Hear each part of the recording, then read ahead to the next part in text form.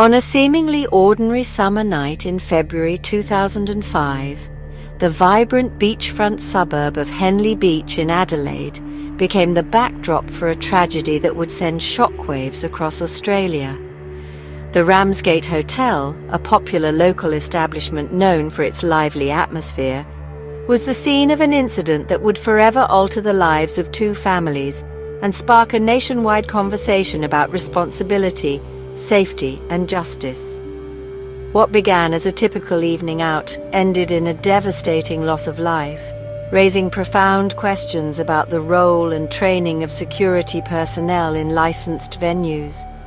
The event would not just be a local news story, it would become a catalyst for significant legal and industry-wide reform. This is the story of two men, Dominic Esposito, a 25-year-old enjoying a night with friends, and Paul John Edwards, a 30-year-old part-time security guard on duty. Their paths crossed in a brief, violent encounter outside the hotel, an encounter that concluded with Dominic Esposito losing his life. The incident was not a simple case of a fight gone wrong. It was a complex situation involving a security guard's response to an altercation, a response that proved fatal. The consequences of that night would ripple outwards, touching families, courts, lawmakers, and an entire industry, forcing a difficult but necessary re-evaluation of the standards we expect from those tasked with keeping us safe. The tragic tale of the Ramsgate Hotel is more than just a headline.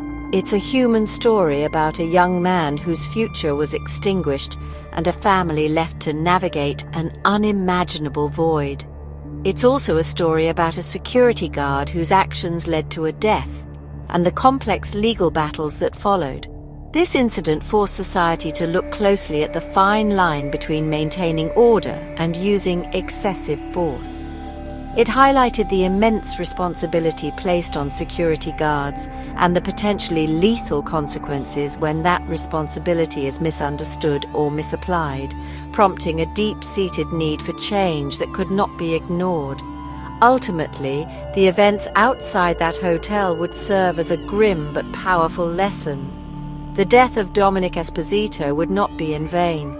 His family's profound grief would fuel a determined campaign for change, ensuring that their personal tragedy became a public call to action. This single, heartbreaking event would lead to a complete overhaul of security practices, training protocols, and legal accountability across Australia.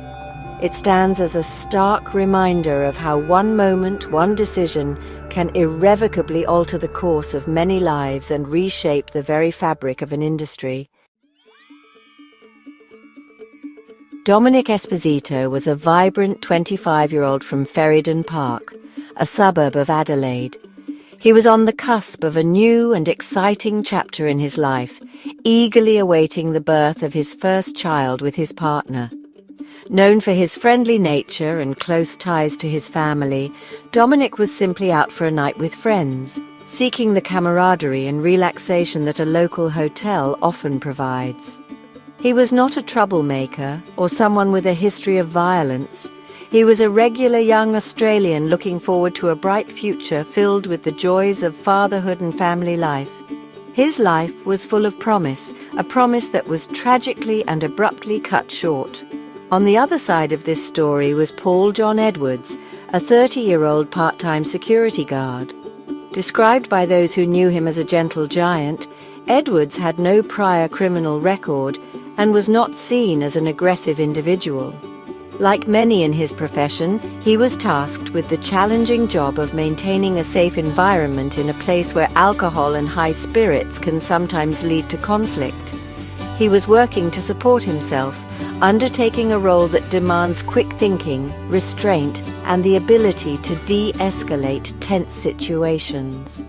His life, too, was forever changed by the events of that night, as he found himself at the center of a criminal investigation that would dominate his future. These two men from different walks of life were not destined enemies. They were strangers whose lives intersected for only a few minutes. Dominic was a patron, and Paul was the security guard responsible for the venue's safety. Their roles were defined by the context of a licensed establishment, a place where the potential for friction is always present. The tragedy lies in how a common, albeit unfortunate situation, an altercation at a pub, escalated into something far more severe. It was a collision of circumstances, roles, and actions that led to an irreversible outcome, leaving one family shattered and another facing the severe consequences of the law.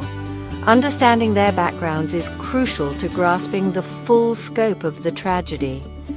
Neither man woke up that day expecting their life to be defined by this single, violent event. Dominic was looking forward to becoming a father, and Paul was simply going to work. Their story is a stark illustration of how quickly ordinary lives can be thrown into chaos. It underscores the immense pressure and responsibility placed on security personnel and the devastating human cost when a situation is mishandled, turning a night of leisure into a lifetime of pain and regret for all involved. The night began like any other at the Ramsgate Hotel. The atmosphere was bustling, with patrons enjoying their evening. However, the situation took a dark turn when an altercation broke out. According to reports, Dominic Esposito was involved in a dispute that led to him being removed from the hotel. Outside the venue, the confrontation continued. It was at this point that Paul John Edwards became directly involved. After reportedly being punched by Dominic, Edwards reacted by placing him in a restraining hold. This was the critical moment, the decision that would set in motion a chain of events with fatal consequences. The restraint used by Edwards was a headlock, a maneuver that can restrict airflow and blood circulation to the brain if applied incorrectly or for too long. What was intended as a method to control a situation quickly became a life-threatening act. Witnesses looked on as the struggle continued on the pavement outside the hotel. The initial moments of the restraint may have been seen as a standard response by a security guard, but as time stretched on, the danger of the situation grew exponentially. The critical factor was not just the type of hold used, but its duration. A court would later determine that Paul John Edwards held Dominic Esposito in the chokehold for a staggering 5.5 minutes. This extended period of pressure on Dominic's neck cut off his oxygen supply, a condition known as asphyxiation. It was not a brief reactive measure to subdue an immediate threat. It was a prolonged restraint that ultimately caused his death. The transition from subduing a person to causing their death happened minute by minute, as the hold was maintained long past the point of controlling the situation. The scene outside the hotel had transformed from a minor scuffle into a slow, tragic death. By the time the hold was released, it was too late. Dominic Esposito was unresponsive. Paramedics were called to the scene, but their efforts to revive him were unsuccessful. He was pronounced dead, leaving behind a scene of confusion, shock, and horror. A night out with friends had ended in the most devastating way imaginable. The 5.5 minutes during which he was held in that fatal embrace would become the focal point of a lengthy police investigation and a series of court cases. As the justice system grappled with how to assign responsibility for a life so senselessly lost. The death of Dominic Esposito sent a wave of unbearable grief through his family. For his parents, Frank and Shirley Esposito, and his sister Carmela, the news was a devastating blow from which they would never fully recover. They lost a son and a brother, a young man who was the heart of their family. Their lives were instantly and permanently fractured. The normal rhythms of family life were replaced by an enduring sense of loss and a constant struggle with the emotional aftermath, including profound depression and anxiety.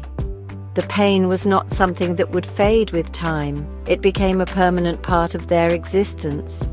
Adding another layer of heartbreak to the tragedy was the fact that Dominic's partner was pregnant at the time of his death. Just 2 weeks after he was killed, she gave birth to their daughter. This little girl would grow up never knowing her father, her life forever shaped by an absence created before she was even born.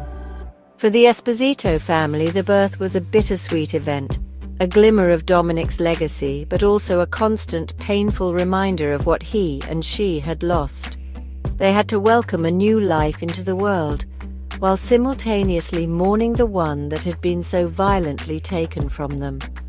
The family's grief was compounded by the public nature of Dominic's death and the long legal process that followed. They were forced to relive the traumatic details of his final moments over and over again through police investigations, media reports, and multiple court trials. Each hearing and appeal was a reopening of the wound, a reminder of the violent way Dominic's life ended. Their private sorrow became a public spectacle, and they had to find the strength to navigate not only their personal pain, but also the complexities of a justice system that moved slowly and at times seemed to offer little solace. Frank and Shirley Esposito spoke openly about their unending struggle. They described how the joy was stripped from their lives, how family gatherings were forever tinged with sadness, and how the simplest things could trigger a fresh wave of grief. Their home, once filled with the energy of their son, became a quieter, sadder place. Their story became a powerful testament to the far-reaching impact of a single act of violence. It wasn't just one life that was lost, it was the peace, happiness, and future of an entire family that was irrevocably destroyed. The legal journey following Dominic Esposito's death was honestly a long, complex, and emotionally draining ordeal for his family. Paul John Edwards was arrested and charged, and in 2006 he was convicted of manslaughter. The court found that his actions, holding Dominic in a chokehold for an extended period, were unlawful and had directly caused his death. This initial conviction at first seemed to offer a sense of justice for the Esposito family. However, this was only the beginning of a protracted legal battle that would span several years and involve multiple appeals and retrials, really prolonging their suffering and uncertainty. Edwards successfully appealed his first conviction, with his legal team arguing that there were issues with how evidence, particularly synchronized audio and video footage, was presented to the jury. This victory in the appeals court meant that the entire case had to be tried again. For the Esposito family, this was a devastating setback. They had to brace themselves for a second trial, dredging up all the painful details of Dominic's death once more. In the subsequent retrial, Edwards was again found guilty of manslaughter, reaffirming the initial finding that his use of force was excessive and fatal. The sentencing in the second trial brought another twist. While the conviction was upheld, the judge handed down a shorter jail term than the original sentence. However, due to a change in the law that had occurred in the interim, the non-parole period, the minimum time Edwards would have to serve, was actually increased by 8 months to 2 years and 2 months. This complex outcome was frankly difficult for many to understand, and added to the family's sense of frustration with the legal system. The pursuit of justice felt like a labyrinth of technicalities and shifting goalposts, rather than a clear path to accountability. In a final, shocking turn, Edwards launched another appeal. However, before a third trial could even begin, the prosecution made the difficult decision to drop the manslaughter charge. They concluded that after 2 full trials and multiple appeals, there was no longer a reasonable prospect of securing a conviction that would hold up. In August 2009, Paul John Edwards was released from custody, having served his non-parole period. For the Esposito family, this final outcome felt like a profound injustice. leaving them with the feeling that the system had ultimately failed to hold him fully accountable for their son's death. The death of Dominic Esposito at the hands of a security guard did not happen in a vacuum. It resonated deeply within the Adelaide community and quickly captured national media attention. The story was tragic and relatable. A young man on the cusp of fatherhood killed during a night out. This human element transformed the case from a local crime report into a major public interest story. Newspapers, television news and talk radio were filled with discussions about the incident, with many people expressing shock and outrage at the circumstances of Dominic's death. The community was grappling with a fundamental question: how could this happen? Public sentiment was overwhelmingly sympathetic toward the Esposito family. Their profound grief, particularly the story of Dominic's unborn daughter, humanized the tragedy in a way that statistics or legal arguments never could. People from all walks of life felt a connection to their loss, and a sense of anger that a night of socializing could end so brutally. Vigils were held, and online forums buzzed with debate. The community's response was not just one of sadness, but also of a growing demand for accountability. People wanted answers, and more importantly, they wanted assurances that such a tragedy would not happen again. The media played a crucial role in amplifying this public sentiment. Journalists followed every twist and turn of the legal proceedings, from the initial charge to the final decision to drop the case. The repeated trials and appeals kept the story in the public consciousness for years. The description of Paul John Edwards as a gentle giant was contrasted with the brutal reality of the 5.5-minute chokehold. This narrative created a complex public debate about intent versus outcome, and whether the security industry's standards were adequate to prevent such lethal escalations of force. This sustained media coverage and community outcry created immense pressure on both the justice system and the security industry. It was clear that the public would not accept Dominic's death as just an unfortunate accident. There was a collective demand for systemic change. The case became a symbol of a broken system where the very people hired to protect the public could become a source of fatal danger. This widespread community response was the fertile ground from which the seeds of reform would grow, turning a personal tragedy into a powerful force for public good. The tragic death of Dominic Esposito served as a powerful and undeniable wake-up call for the entire Australian security industry. Before this incident, training and regulations could be inconsistent, with varying standards from state to state. Dominic's death starkly highlighted the lethal risks of poorly applied or excessive force, prompting a nationwide overhaul. Security firms and licensed venues were forced to confront the legal and moral consequences of their staff's actions. The case became a catalyst, driving a fundamental shift away from a culture of physical confrontation towards one focused on prevention and de-escalation.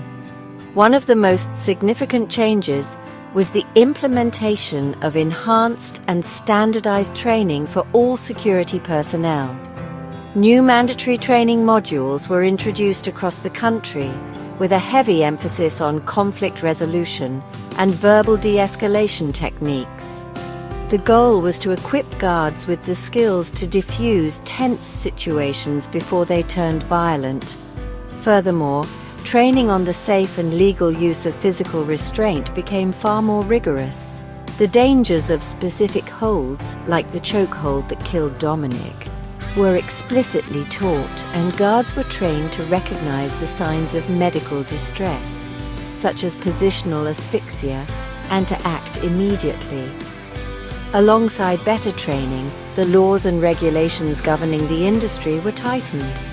Licensing requirements for security guards became much stricter, with more thorough background checks and mandatory certification programs. the legal boundaries surrounding the use of force were clarified and reinforced. The principle of reasonable and proportionate force was hammered home, meaning guards could only use as much force as was necessary to control a situation and no more. This placed a greater legal onus on the individual guard and their employer to justify their actions in any physical altercation. Venues and security companies also faced increased accountability. They could no longer turn a blind eye to the conduct of their staff. The Ramsgate case demonstrated that venues could be held liable for the actions of their security personnel. This led to stricter internal policies, mandatory incident reporting, and better supervision of guards. The installation and review of high-quality CCTV footage became standard practice, not just for investigating incidents after the fact, but for training and monitoring staff performance. The industry was forced to professionalize, adopting a proactive approach to safety rather than a reactive one. Amidst the complex legal battles and industry-wide reforms, the most powerful and resonant voice belonged to the Esposito family. Throughout their ordeal, Frank, Shirley, and Carmela Esposito spoke publicly about their grief and their quest for justice. They refused to let Dominic become just another statistic or a forgotten name in a court file. By sharing their personal story of loss, they put a human face on the tragedy, ensuring that the public and policymakers understood the real-world consequences of inadequate security training and excessive force. Their courage in the face of unimaginable pain was instrumental in driving the call for change. The family's advocacy was particularly powerful because it was rooted in their profound personal loss. When Shirley Esposito spoke of the birth of Dominic's daughter just 2 weeks after his death, her words carried an emotional weight that no legal argument could match. This heartbreaking detail resonated deeply with the public, illustrating the generational impact of the tragedy. It wasn't just about a life lost, it was about a future stolen, a daughter who would only know her father through photographs and stories. This narrative created a powerful emotional connection with the community, galvanizing public support for their cause. The Espositos did not just mourn in private, they channeled their grief into a determined campaign for greater accountability. They attended court hearings, gave media interviews, and spoke out whenever they could, constantly reminding everyone of the human cost of the incident. Their persistence kept the issue in the public eye, preventing it from fading away as just another news story. Their advocacy created a moral imperative for reform that lawmakers and industry leaders could not ignore. They made it clear that changing the system was not just a matter of policy, but a duty to honor Dominic's memory and prevent other families from suffering the same fate. In doing so, the Esposito family played a crucial role in shaping the public discourse and influencing the direction of the reforms that followed. Their story became an integral part of the push for better training, stricter regulations, and a cultural shift within the security industry.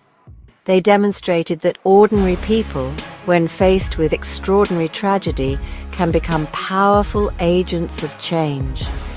Their voice, born of sorrow, echoed through the halls of justice and across the nation, ensuring that the legacy of Dominic Esposito would be one of positive, lasting change for the safety of all Australians. The tragic tale of Dominic Esposito and Paul John Edwards is a sombre chapter in Australian social history, but its legacy is one of profound and lasting change. The incident at the Ramsgate Hotel in 2005 served as the grim impetus for a complete re-evaluation of security practices in licensed venues across the nation. What began as a fatal 5.5-minute encounter on a footpath in Adelaide evolved into a nationwide movement towards professionalism, accountability, and a culture of safety over confrontation. The reforms that followed were not just policy adjustments. They were a direct response to a preventable death. The most tangible legacy of this case is the improved safety and professionalism within the security industry today. Modern security guards are now equipped with far better training in de-escalation, conflict management, and the legal and physical risks of using force. The explicit prohibition of dangerous restraints like chokeholds and the emphasis on recognizing medical distress are direct lessons learned from Dominic's death. As a result, the public can have greater confidence that the personnel hired to ensure their safety are better prepared to do so responsibly and without resorting to excessive, life-threatening measures. This case also permanently altered the legal landscape for venues and security companies. The increased accountability means that employers have a vested interest in hiring well-trained staff and enforcing strict protocols. Mandatory incident reporting and the ubiquitous presence of CCTV cameras have created a more transparent environment where actions are recorded and reviewed. This heightened level of scrutiny acts as a powerful deterrent against the misuse of force and encourages a proactive approach to managing patron safety, making a repeat of the Ramsgate tragedy far less likely. Ultimately, the story of Dominic Esposito is a powerful reminder that behind every policy reform, there is often a human tragedy. The unwavering voice of the Esposito family, fueled by their grief, ensured that their son's death would lead to meaningful change.